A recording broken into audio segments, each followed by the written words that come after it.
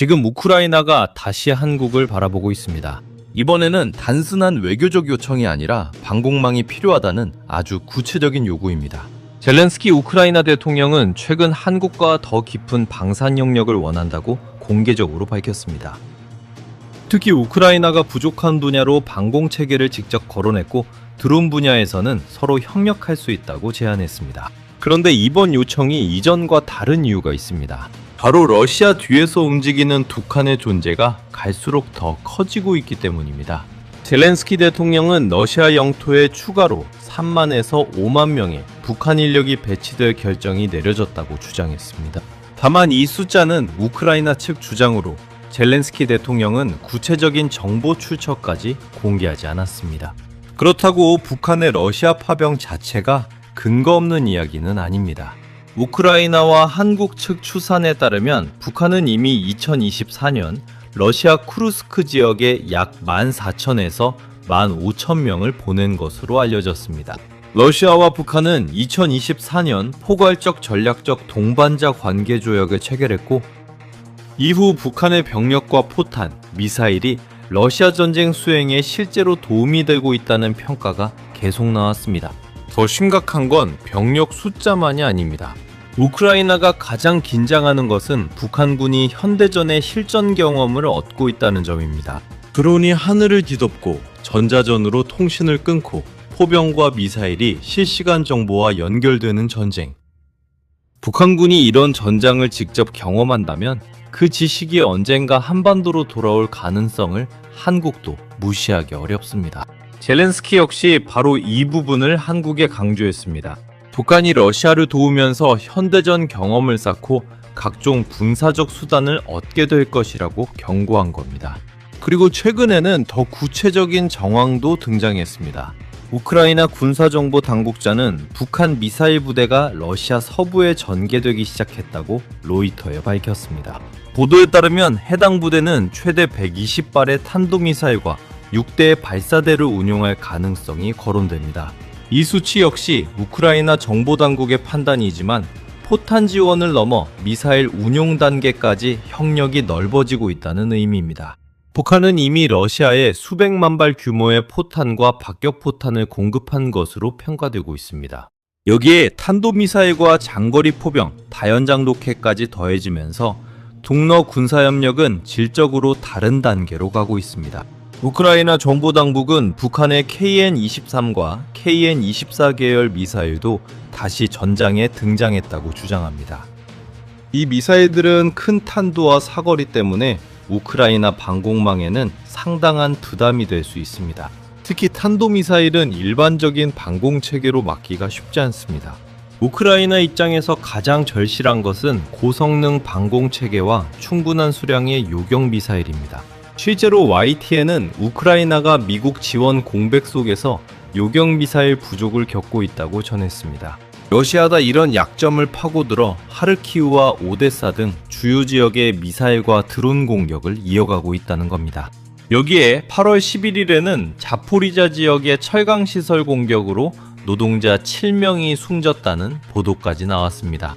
젤렌스키 대통령은 이 공격에 북한산 탄도미사일이 사용됐다고 주장하며 다시 북러 군사 영역을 문제 삼았습니다. 즉 우크라이나가 한국을 찾는 이유는 단순히 한국이 무기가 많아서가 아닙니다. 우크라이나 전장에서 북한 무기가 실제 사용되고 있다는 정황이 커지면서 한국도 이해관계자가 됐다는 논리를 펴는 것입니다. 젤렌스키가 원하는 분야는 특히 방공입니다. 그리고 바로 여기서 세계가 한국을 다시 보게 된 이유가 등장합니다. 한국은 이미 천궁2 같은 중거리 지대공 체계를 중동에 수출하며 방공 분야에서 존재감을 키웠습니다. 사우디아라비아는 천궁2 10개 포대를 약 32억 달러 규모로 도입하기로 계약했습니다. 이라크 역시 같은 계열 체계를 약 28억 달러 규모로 도입하기로 했습니다. 한국형 방공 체계가 더 이상 군매용 무기만이 아니라 대형 수출 상품으로 자리 잡은 것입니다. 우크라이나 입장에서는 당연히 계산기를 두드릴 수밖에 없습니다. 기존 서방 공급망만 바라보기 어려운 상황이라면 새로운 방공무기 공급처를 찾는 것이 생존과 직결되기 때문입니다. 게다가 한국은 유럽 지상무기 시장에서도 이미 깊숙이 들어가 있습니다. 폴란드는 K2 전차와 K9 자주포, FA-50 전투기, 천무 다연장 로켓을 대규모로 도입하면서 한국 방산의 핵심 파트너가 됐습니다. 2026년 4월 한국과 폴란드는 관계를 포괄적 전략 동반자 관계로 격상하기로 했고, 도널드 투스크 폴란드 총리는 한국을 미국 다음으로 중요한 방위 협력국이라고 평가했습니다. 천무의 유럽 확장도 계속되고 있습니다. 한화에어로스페이스는 2026년 노르웨이와 약 9억 2천만 달러 규모의 천무 공급 계약을 체결했습니다. 폴란드에서는 천무 유도탄의 현지 생산을 위한 약 40억 달러 규모 계약까지 이어졌습니다. 유럽이 한국 무기를 사오는 데서 끝나지 않고 생산과 공급망 협력까지 묶으려는 움직임이 나타나는 겁니다. 여기서 한 가지 더 봐야 할 부분이 있습니다. 한국은 우크라이나에 직접 무기를 보내지 않으면서도 이미 유럽의 재무장 과정에서 상당한 역할을 하고 있습니다.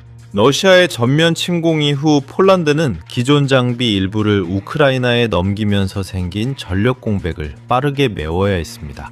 그 과정에서 한국산 K2와 K9, FA-50, 천무가 대규모 계약으로 연결됐고, 한국은 유럽 재무장의 공급자로 급부상했습니다. 이 구조는 한국 입장에서도 상당히 중요합니다. 전쟁 당사국에 직접 무기를 보내지 않으면서 유럽 파트너의 전력을 보충하는 방법이 될 수 있기 때문입니다. 하지만 우크라이나가 이번에 요구하는 것은 여기서 한 단계 더 나아간 것입니다. 우리가 지금 당장 부족한 방공 분야에서 한국이 직접 협력해달라는 메시지에 가깝습니다. 문제는 방공 체계가 전차나 자주포와도 조금 다르다는 점입니다. 발사대만 있다고 끝나는 것이 아니라 레이더와 지휘 통제, 유격탄과 정비까지 하나의 체계로 움직여야 합니다.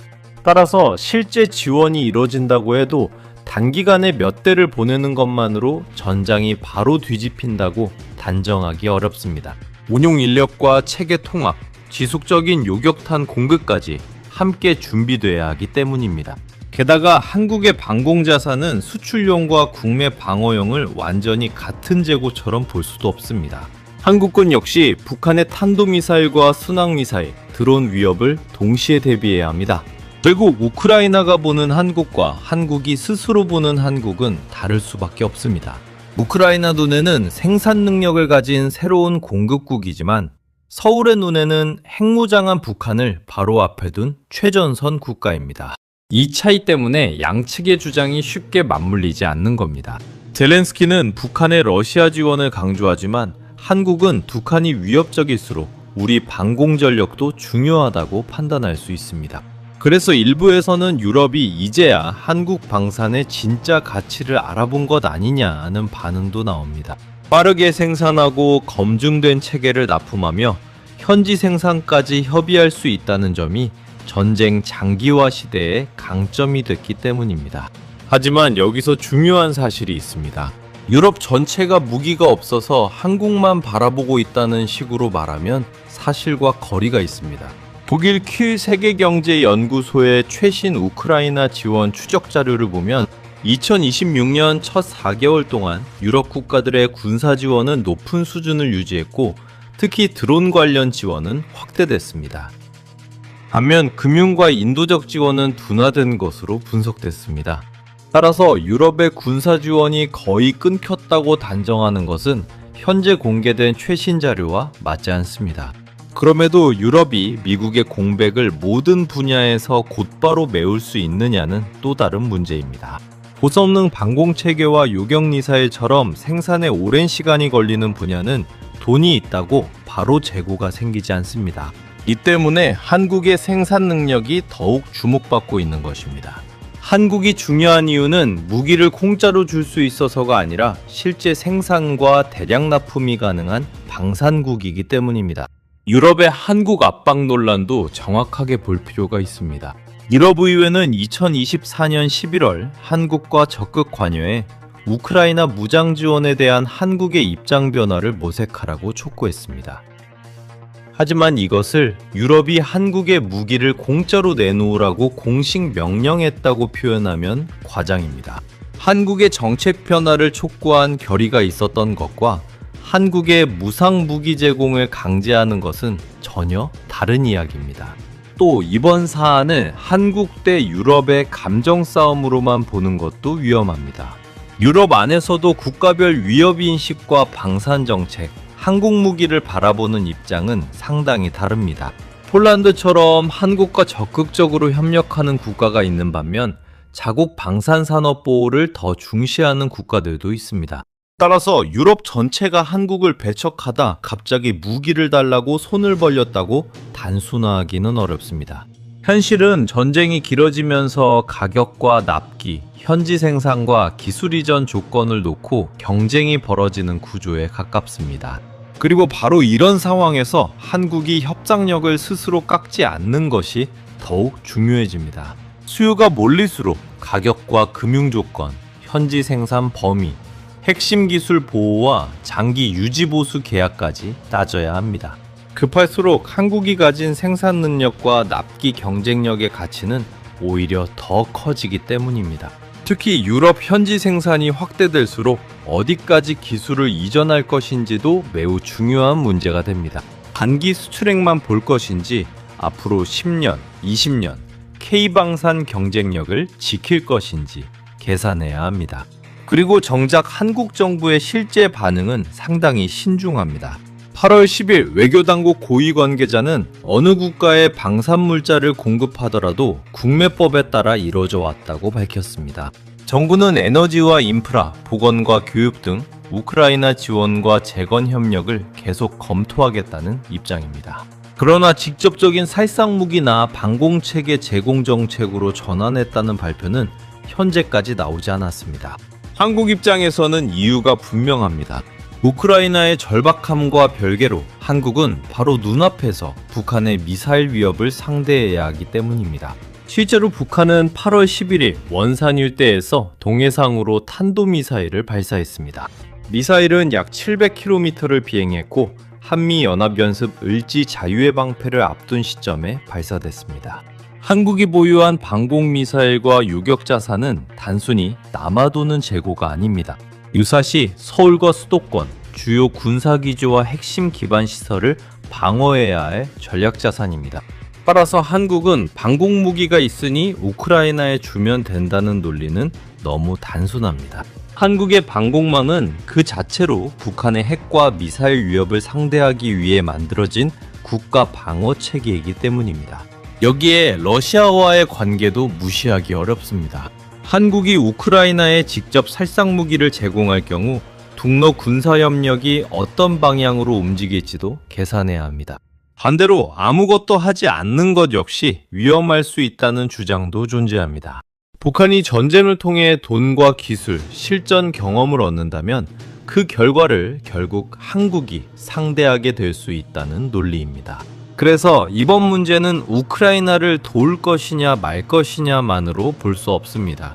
어떤 대응이 한반도 안보의 손해를 최소화하면서 북러 군사협력의 비용을 높일 수 있는지가 핵심입니다. 직접적인 무상 무기 제공만 선택지인 것도 아닙니다. 유럽 국가들의 전력 공백을 한국산 무기로 채우는 방식과 다양한 간접 협력 방안도 생각할 수 있습니다. 또 레이더와 탐지 기술, 드론 대응, 재건과 인도적 지원 같은 비살상 영역에서 협력을 확대하는 방법도 있습니다. 반대로 한반도 억지력의 부담이 지나치게 크다면 직접 무기 지원의 선을 넘지 않는 것도 하나의 정책 선택입니다.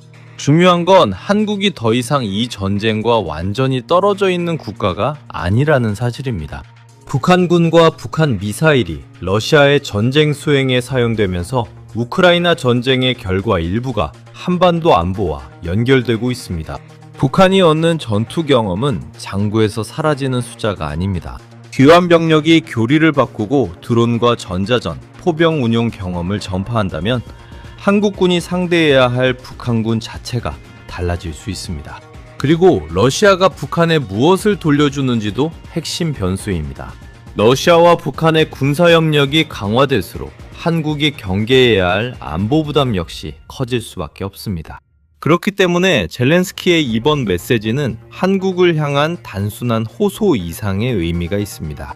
북한이 우리 전쟁에 깊숙이 들어오고 있으니 한국도 이 문제를 남의 일로만 볼 수 없다는 논리를 전면에 내세운 것입니다.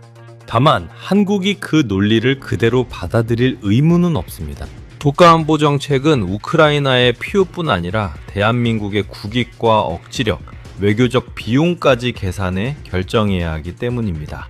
오히려 지금 한국이 가진 가장 강력한 카드는 무기를 줄 수 있느냐 하나가 아닐 수도 있습니다. 세계가 원하는 무기를 생산할 산업 기반과 빠른 납품 능력, 안정적인 공급망 자체가 한국의 협상력이 됐습니다. 폴란드가 한국산 K2와 K9, 천물을 대규모로 도입하고 노르웨이와 중동 국가들까지 한국 무기를 선택하는 흐름이 이를 보여주고 있습니다. 전쟁 전에는 최고 성능의 무기 한 종류가 중요했다면 장기전에서는 필요한 물량을 계속 만들고 탄약과 부품을 공급하는 능력 역시 그만큼 중요해졌습니다. 그리고 바로 그 지점에서 한국 방사는 예상하지 못했던 기회를 맞고 있습니다. 유럽의 재무장과 중동의 방공 수요, 북한과 러시아의 밀착이 동시에 한국 방산의 전략적 가치를 끌어올리고 있습니다. 하지만 기회가 커질수록 위험도 커집니다. 우크라이나에 직접 무기를 보내는 순간 한국은 지금보다 훨씬 분명한 전쟁의 이해 당사자로 인식될 수 있습니다. 반대로 계속 선을 긋는다면 우크라이나와 일부 유럽 국가들로부터 더 큰 역할을 요구받는 상황이 반복될 수 있습니다. 한국은 이제 지원하느냐 마느냐보다 어떤 조건으로 어디까지 할 것이냐를 고민해야 하는 단계에 가까워지고 있습니다. 특히 이번에는 북한이라는 변수가 너무 직접적입니다. 러시아에 들어간 북한 병력과 미사일이 늘어날수록 서울의 계산도 계속 복잡해질 수밖에 없습니다. 젤렌스키 대통령이 한국의 방공망을 다시 거론한 것도 결국 이 지점을 파고든 겁니다. 우크라이나의 방공망 부족과 한국의 방산 역량, 북한의 러시아 지원을 하나의 문제로 묶어버린 것입니다.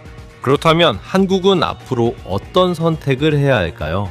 우크라이나에 직접 방공무기를 지원해야 할까요? 아니면 지금의 지원 원칙을 유지해야 할까요? 한 가지 분명한 것은 이번 전쟁이 한국과 멀리 떨어진 유럽의 사건으로만 남지는 않았다는 점입니다. 북한군 파병과 북한 미사일의 전장 투입이 이어질수록 그 파장은 한반도까지 돌아올 가능성이 커집니다. 그리고 세계가 한국에 손을 내미는 이유도 과거와 달라졌습니다. 이제 한국은 단순히 해외 무기를 구매하는 나라가 아니라 동맹국들이 원하는 무기를 직접 만들어 공급할 수 있는 방산국이 됐습니다. 그 힘을 어디에, 어떤 가격과 조건으로, 어떤 방식으로 사용할 것인가? 바로 그것이 앞으로 대한민국이 받아들게 될 가장 어려운 질문일지도 모릅니다. 우크라이나는 방공망을 원하고 유럽은 더 많은 생산 능력을 원하며 북한은 러시아와 더 가까워지고 있습니다. 그 사이에서 한국이 어떤 선택을 하느냐에 따라 K방산의 기회뿐 아니라 한반도 안보의 계산까지 달라질 수 있습니다. 여러분은 어떻게 보십니까? 한국은 지금의 선을 지켜야 할까요? 아니면 북한의 러시아 지원에 맞춰 대응 수위를 한 단계 높여야 할까요?